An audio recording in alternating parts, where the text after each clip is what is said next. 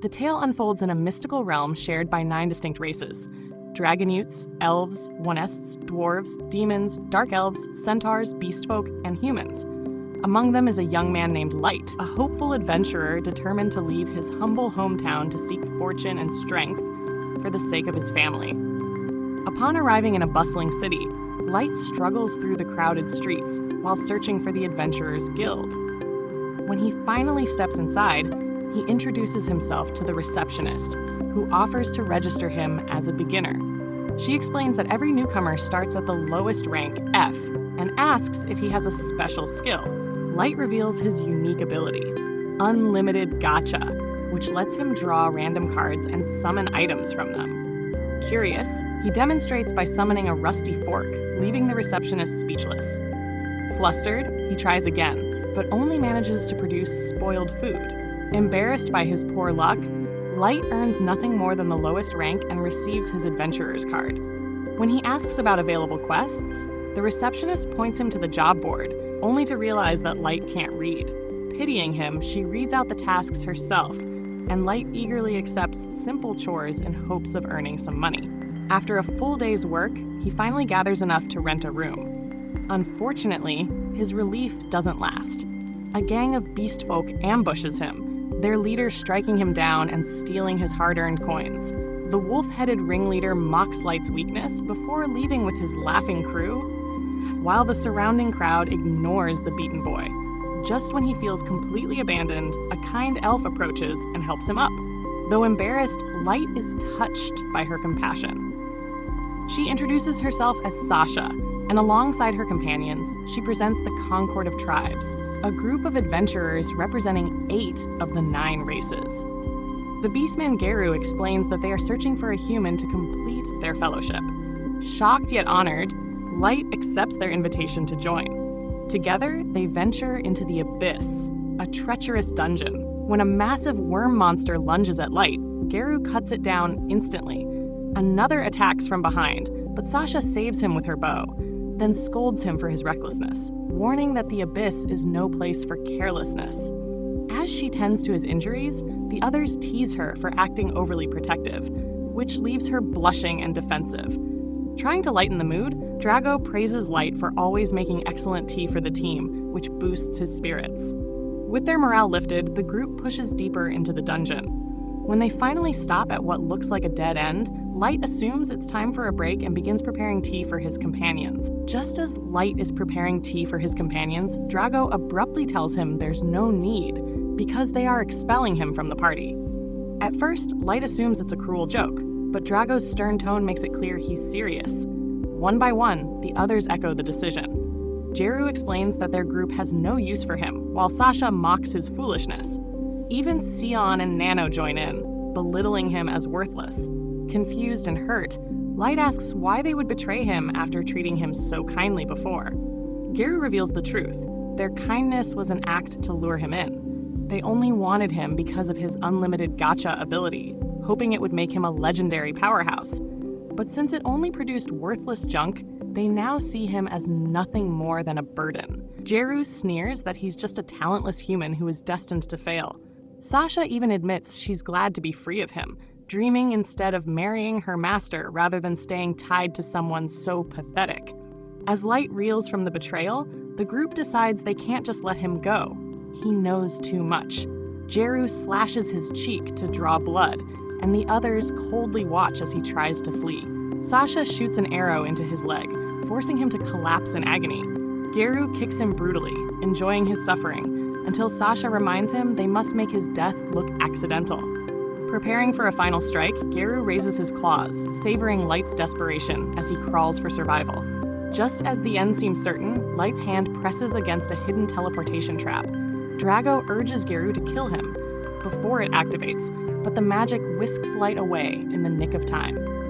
He awakens deep within the dungeon, battered and bleeding. Fear grips him as he realizes that, in his condition, even a weak monster could finish him.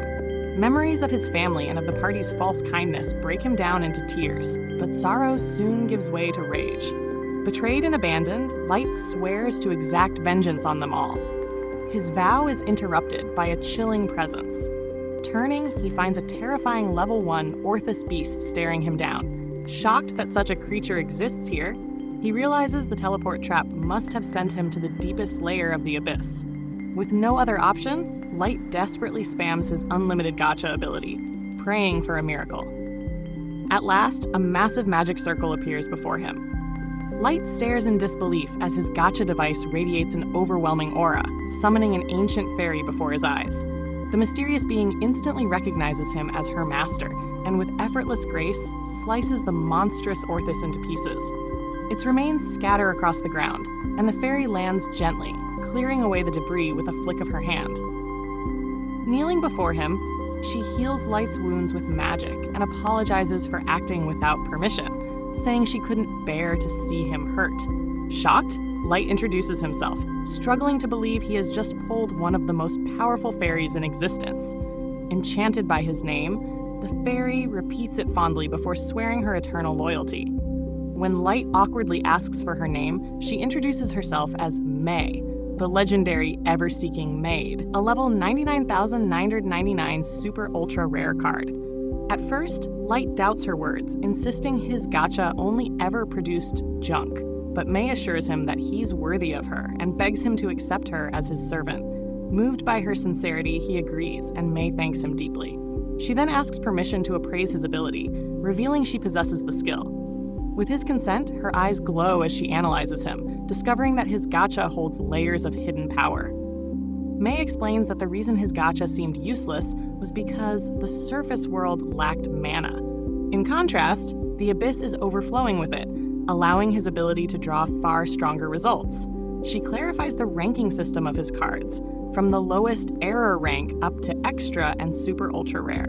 To her, Light's survival and his pull of her card prove his true potential. But when she praises him for coming to the abyss, Light bitterly reveals the truth.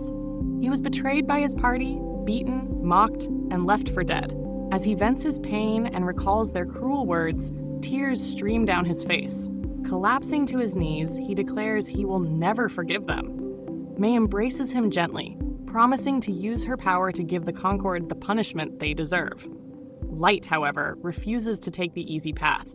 Though May urges him not to show mercy, he insists on becoming strong enough to defeat them himself, without relying solely on her might. May is impressed by his determination and pledges unwavering support. Smiling for the first time since his betrayal, Light activates his gacha once more. Fueled by the abyss's infinite mana, giant magic circles appear around him, summoning incredible tools and weapons. With May by his side, Light takes his first steps toward building an empire, one that will ensure his rise and eventual revenge. 3 years have passed since that fateful day, and Light now reigns over a grand palace filled with hundreds of devoted maids. True to her word, May remains faithfully by his side, just as she promised when they first met. The maids adore their master, cheering him on eagerly whenever he appears, thrilled just to be acknowledged by him. May, ever the strict one, reminds them to maintain proper decorum as Light steps out of the palace and strolls toward the bustling marketplace. Locals immediately recognize him. One cheerful vendor invites him to join for breakfast, while others complain about the shortage of snacks in the kingdom. Light assures them he'll handle the matter soon, though May insists he leaves such trivial concerns to her, promising to fix the logistical issues quickly. As Light observes the growing city, he realizes a new logistics system will be necessary. The population has multiplied several times over in just 3 years. Curious, he asks May about his legendary summons.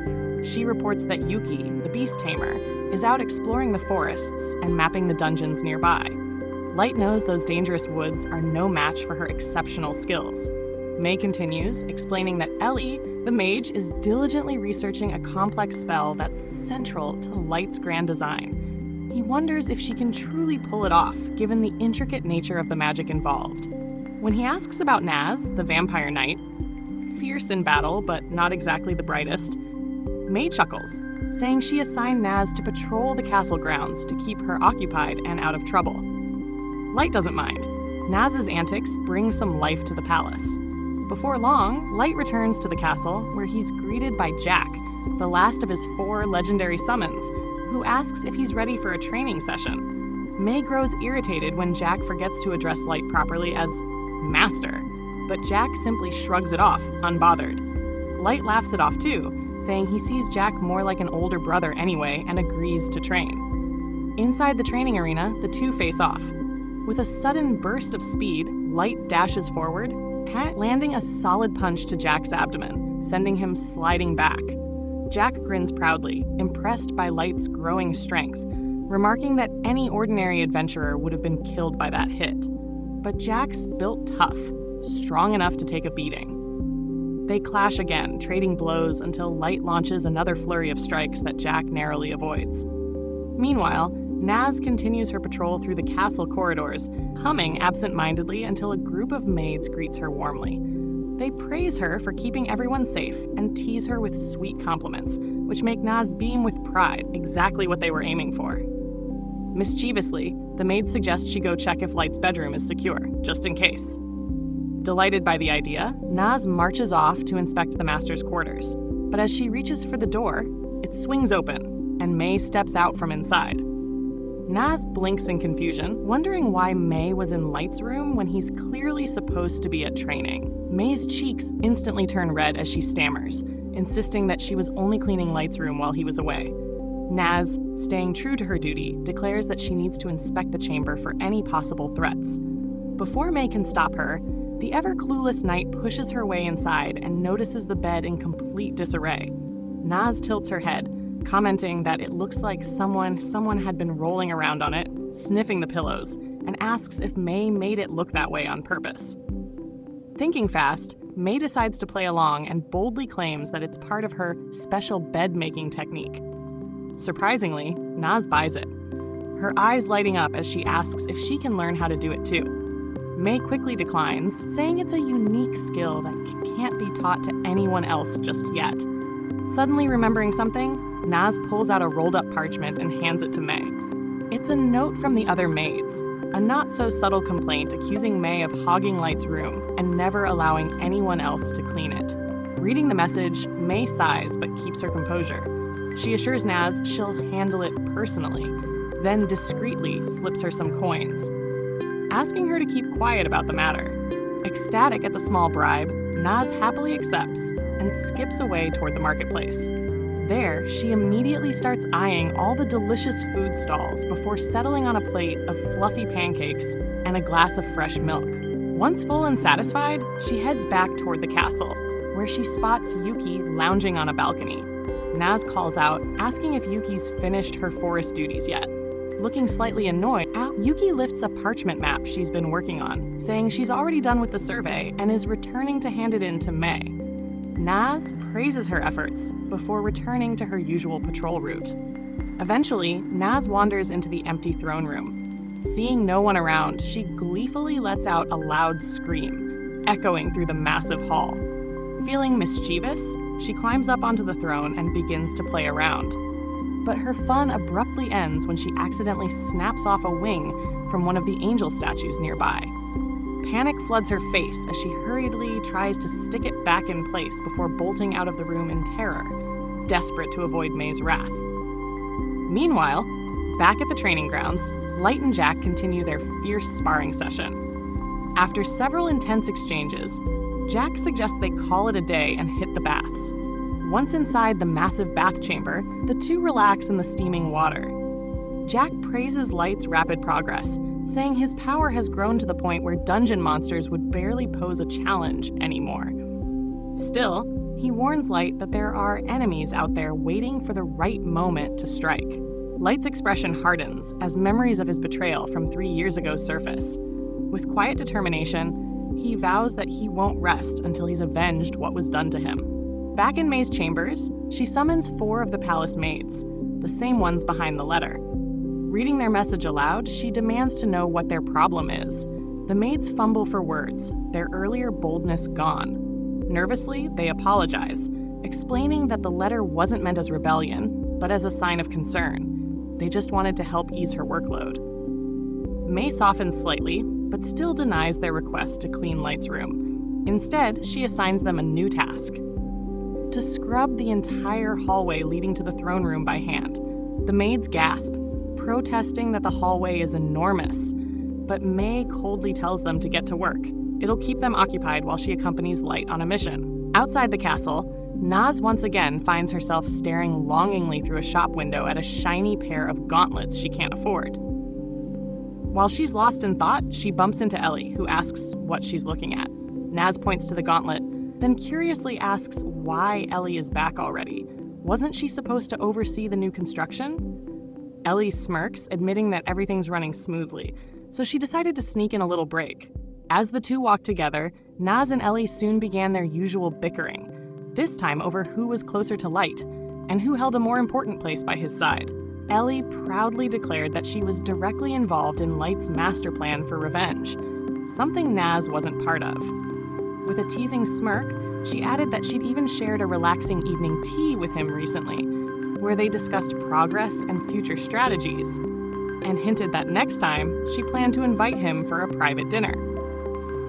Naz puffed out her cheeks, saying she wanted to share tea with the master too. She reminded Ellie that she specialized in close quarters combat, so if Ellie ever needed help on the battlefield, she could call on her anytime. Ellie chuckled softly, promising she'd take her up on that someday. With that, Naz returned her usual brainless patrol routine. Back into the palace, the four troublesome maids were once again gossiping and plotting. Frustrated by May's strictness, they compared her to a certain angry little man from Germany, complaining about how controlling she was. One of them even suggested tattling to Light, but they quickly dismissed the idea. None of them wanted to face May's wrath again. As they talked, one maid pointed out that Light probably favored May because she was his very first summon. Another, the purple-haired one, reminded them that it took Light nearly 2 months to summon Yuki after that, meaning Light and May were alone together in the dungeons all that time. Jealousy immediately filled the room, and the maids started whining, rolling around, and acting dramatically before deciding to perform some voodoo nonsense to get May out of the picture. Unfortunately for them, May happened to overhear every word. She burst into the room, cornering them with a chilling smile. The maids instantly panicked, apologizing over and over, saying they were only jealous and didn't mean any of it. May sighed and told them to stop imagining ridiculous things. Back when it was just her and Light, he spent all his time mastering magic and training in every martial art he could, so there was no time for anything else. Relieved, the maids exhaled in unison. But May wasn't done. She explained that she'd actually come to lighten their workload, but after hearing this nonsense, she realized she'd been far too kind. So as punishment, she ordered them to scrub the entire throne room spotless. With no way out, the maids obeyed in silence, terrified of making things worse. While cleaning, the green-haired one accidentally knocked over the broken angel wing statue that Naz had damaged earlier. The piece hit the ground with a loud crack. All four froze in horror, assuming they'd done it, and knowing that if May found out, they were doomed. The next morning, Light entered the dungeon where Naz, Ellie, and Yuki were already waiting for him. He greeted them with a calm smile, though Naz and Ellie immediately started sniping at each other again. But before anyone could say more, a shadow moved, and a massive hellhound emerged from the darkness. The sight froze Light in his tracks. Even though he'd grown much stronger, the memory of that creature from 3 years ago clawed back at him, his blood running cold. His companions, however, were furious that the monster dared to upset their master. Naz drew her weapon, ready to slice it to bits. Ellie asked for permission to wipe out every last hellhound on the planet. Yuki calmly wondered if she could find hell itself and toss the beast into its deepest pit. The air around them crackled with power, and even the hellhound began to tremble, realizing it was hopelessly outmatched.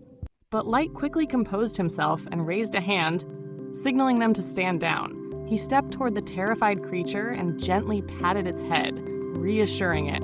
He knew that if he gave the order, even as a joke, his legendary summons would actually destroy the entire species. Turning to his team, Light's expression hardened with purpose.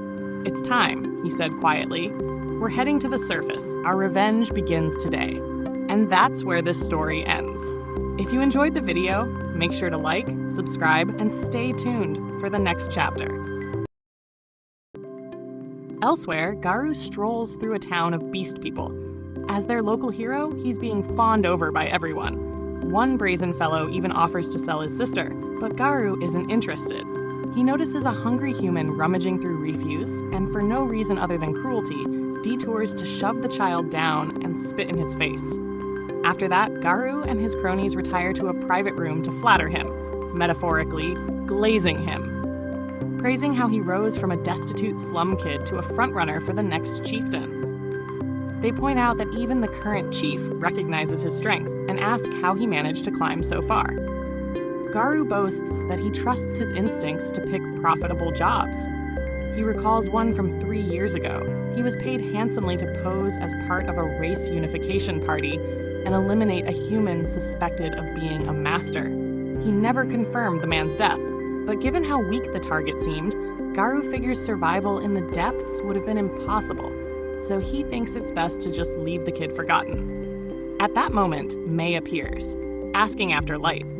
Garu's followers snap that she has no right to speak to him, but Garu says he's curious what she wants. May claims to be a maid in Lord Light's service and invents a story that Light was noble born. She's been scouring the continent for him. Garu is doubtful. The people who hired him checked Light's background, and Light never hinted at nobility. But May looks convincingly well-bred, and Garu smells a chance for profit. She asks Garu to lead her to Light's last known whereabouts so she can pay respects, even offering to compensate him with gold. Garu's instincts warn this could be a trap. It seems suspiciously lavish, but he dismisses the worry. Humans wouldn't be a threat to him. He agrees to guide her, pretending his motive is loyalty because Light was a good friend, though May knows he's lying and keeps up her act. A month later, the party nears the site where Light vanished. Garu never intended to honor the agreement. His plan is to attack May there and let her die like Light supposedly did. When they arrive, May collapses in sorrow, imagining Light's despair. Garu fabricates a tale of Light being ambushed by a monster and sucked into a teleportation trap, and his men start sealing exits so she can't flee. Just as they move to strike, May says that if she'd been with Light from the start, he wouldn't have been deceived by such scoundrels. Garu freezes. Only a few surviving party members and high-ranking figures actually know the truth of that day, and he lashes out, accusing her of being a spy for another race. May is outraged. She insists she is, and always will be, a devoted maid to Lord Light, and Garu's accusation is an offense punishable by death. Garu suddenly feels an overwhelming aura radiating from May. Despite her being human, every instinct in his body screams for him to run. Just as she's about to lose control and turn the area into a massacre, Light appears, calmly telling her to stand down. Garu is his target. The entire group freezes, stunned by his sudden arrival. No one heard him approach, and Garu can't believe his eyes. The man he was certain had died 3 years ago is standing right before him. Light coldly declares that he's back to settle the score, but Garu bursts out laughing. The idea of a level 15 human seeking revenge against someone like him, level 150, seems absurd. He figures if he kills Light and brings his body back, he'll be promoted to village chief instantly. Light sighs and asks if Garu isn't even curious how he survived. Garu dismisses it, assuming May saved him after he was teleported. Ironically, that's exactly what happened. With no further talk, Garu orders his men to attack. 2 beastmen rush forward, but before they even get close, their heads are sliced clean off by May. The others freeze, unable to even track her movements. Garu insists it was just luck, but panic spreads among his subordinates. Light thanks May for acting, but tells her he can handle the rest. Her job now is to make sure no one escapes. Trying to regain confidence, Garu mocks them, saying there's no way a couple of weak humans can beat his squad. Light, tired of the arrogance, tells him that the so-called superior beastmen are actually the weak ones here. Garu scoffs, saying everyone knows humans have low mana and are the weakest race. Light points to the decapitated bodies on the floor and asks if that's what strength looks like. Garu snaps that it was a fluke and launches himself at Light.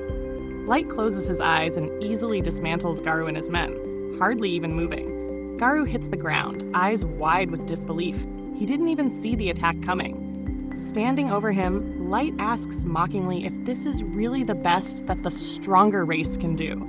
Furious and humiliated, Garu shatters a necklace and summons a massive level 500 Fenra, boasting that this monster will finish Light once and for all. Light, unfazed, tells him that even a creature that strong is still too weak to challenge him. Garu assumes Light has gone insane from fear, demanding he kneel and beg for mercy if he wants an easy death. Light only shakes his head, sets his staff aside, and tells Garu he won't even move. He's free to attack with everything he's got. Convinced this is suicide, Garu orders the Fenra to unleash its howling beast blast, a strike powerful enough to obliterate a fortress. The explosion shakes the ground, but when the dust clears, Light stands exactly where he was, untouched and completely unharmed. Light can't help but feel a bit embarrassed that Garu had bragged so much about an attack that barely scratched him.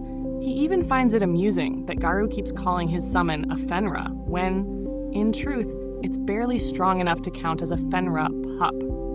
Pulling out a summoning card, Light remarks that he'll show Garu what a real Fenra looks like. A moment later, an enormous wolf god materializes beside him. A level 9,000 Fenra, a being far beyond anything Garu has ever witnessed. Light casually commands his summon to deal with Garu's creature, and with just a soft breath, the wolf god freezes the opposing beast solid in an instant. Seeing his prized summon effortlessly defeated leaves Garu trembling. Light explains that the display was just for show. He could have handled the fight alone.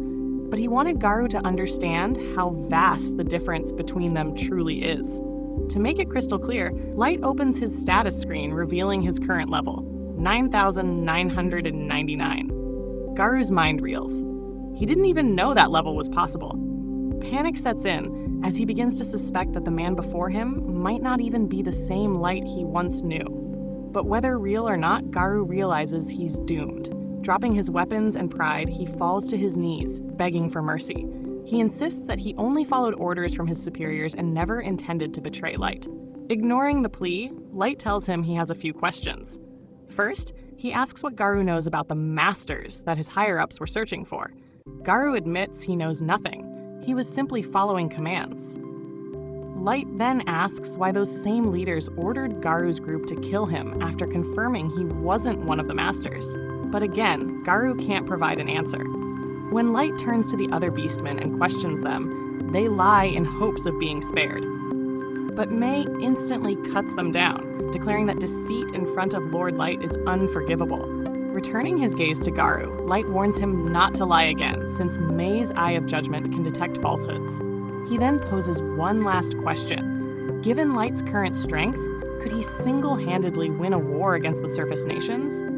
Garu hesitates, but eventually admits the truth. While Light's power is unmatched, he's still just one person. Against entire nations filled with armies, weapons, and magic tools, victory would eventually become impossible. Light nods, satisfied with the honesty, and says he expected that answer.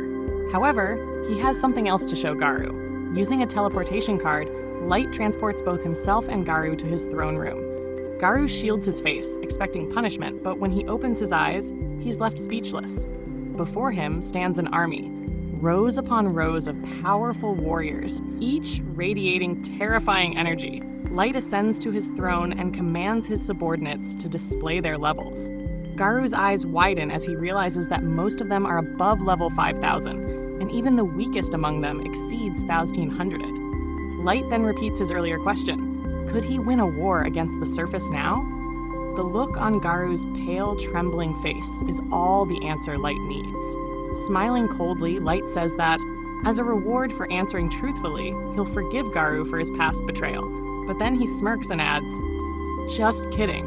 Instead, Light promises to make him suffer endlessly, a punishment so cruel he'll beg for death long before it comes. And Garu knows there's nothing he can do, for standing before him is no mere human, but a god of destruction incarnate. End of episode 3. Subscribe so you don't miss the next one.